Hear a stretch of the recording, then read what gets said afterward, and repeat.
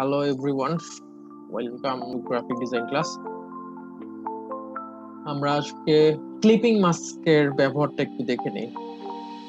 দেখেন বেশ কিছু ক্যারেক্টার অলরেডি ড্র করা আছে, ক্রিয়েট করা আছে। একটা ক্যারেক্টার নিয়ে আসি এখানে।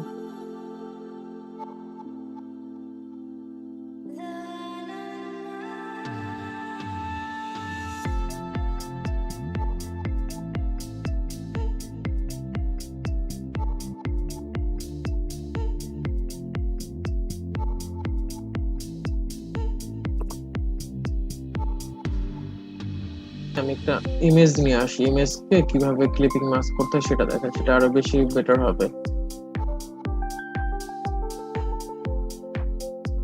এটা ইলাস্ট্রেটর ড্রয়িং করা ভেক্টর, আর এটা ইমেজ, জেপিজি ইমেজ গুগল থেকে ডাউনলোড করে নিয়ে আসা হয়েছে। সো আমরা আজকে দেখবো ক্লিপিং মাস্ক কিভাবে করতে হয়।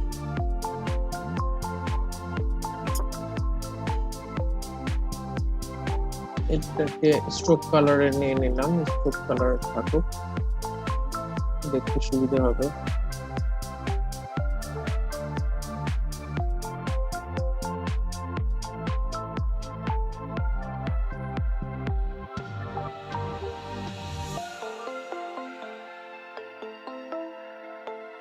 আমরা শুধু ক্যারেক্টার যেটুকু আছে বরাবর ড্রয়িং করছি, পাথ করছি। ওকে, আমাদের পাথ করা হয়ে গেছে। এখন এই ড্রয়িং পাথ এবং ইমেজ এই দুটোকে একসাথে ড্র্যাগ করে সিলেক্ট করলাম, রাইট বাটন ক্লিক করি, এই যে এখানে make clipping mask, make clipping মাস্কের লেফট বাটন ক্লিক করলাম মাউসের, ক্লিপিং মাস্ক তৈরি হয়ে গেছে।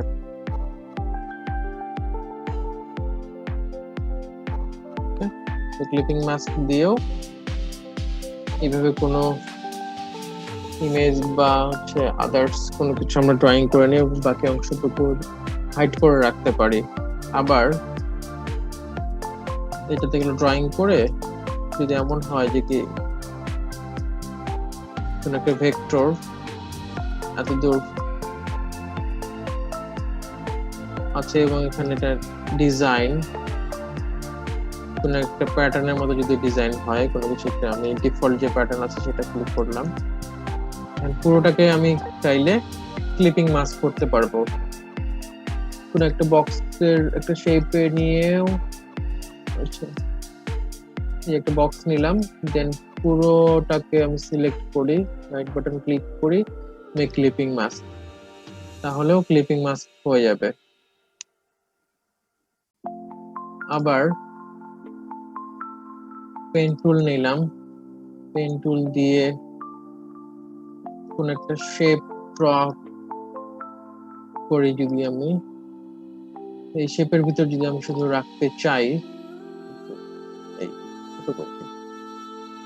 এই শেপের ভিতরে আমি পুরো যে অংশ আছে এই অংশটুকু শুধু আমি রাখতে চাই, বাকিগুলো ডিজাইন রাখতে চাই না, তাহলেও হবে। পুরোটা যদি সিলেক্ট করে নিই সবকিছু, দেন রাইট বাটন ক্লিক করে মেক ক্লিপিং মাস্ক, তাহলে একটা ক্লিপিং মাস্ক তৈরি হয়। এই যে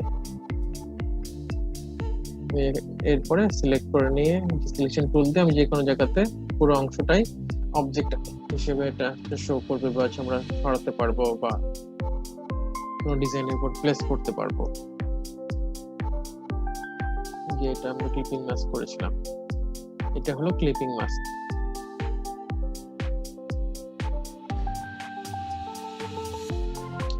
ক্লিপিং মাস্কের জন্য যে শেপ অনুযায়ী ক্লিপিং মাস্কটা করতে হবে আমাদের, সেই শেপটা বা সেই ড্রয়িংটা সবার উপরে থাকবে, টপ অবজেক্ট হিসেবে থাকবে, এবং বাকি যেগুলোতে আমরা হচ্ছে ক্লিপিং মাস্ক করতে হবে সেই অবজেক্টগুলো সব নিচে। এটা কমপ্লিকেটেড অবজেক্ট হলেও কোনো অসুবিধা নাই। যদি এরকম হয় যে ধরা যাক এইটাকে আমি উপরে নিয়ে আসছি, দেন নিচে এটা থাকলো, আমি একটা কমপ্লিকেটেড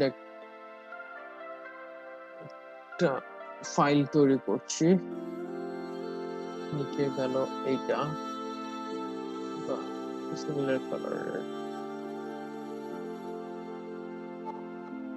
কোলাজের মতো কিছু একটা তৈরি করছি আর কি।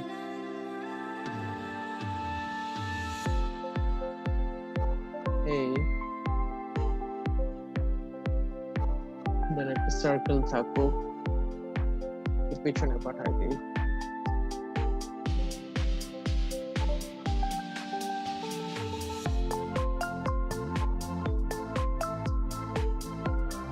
এরপর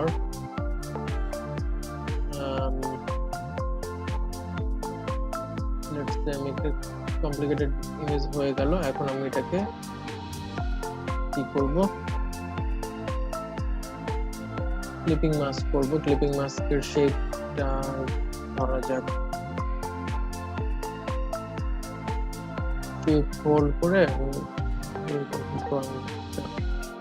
সার্কেলের 4 ভাগের 1 ভাগ নিতে চাই। দেন এই দুটো পয়েন্টকে ডিরেক্ট সিলেকশন টুল, এটা ডিরেক্ট সিলেকশন টুল দিয়ে দুটো পয়েন্টকে সিলেক্ট করলাম, দেন রাইট ক্লিক করে জয়েন। একটা সার্কেলের 4 ভাগের 1 ভাগ অংশকে আমরা নিলাম, নিয়ে এসে কর্নারে প্রেস করলাম। এই অনুযায়ী আমরা এখন ক্লিপিং মাস্ক করব। 4 ভাগের 1 ভাগ এটা টপ অবজেক্টে আছে। যদি এটা সামহাউ যদি এটা পিছনে যদি থাকে, যে পিছনের এই অবজেক্টটাকে এই বরাবর তুমি নিয়ে আসতে চাও, যে ড্রয়িং করা আছে এরকম একটা অবজেক্ট যেটা পিছনে চলে গেছে, সেটাকে তোমার সবার উপরে নিয়ে আসতে হবে।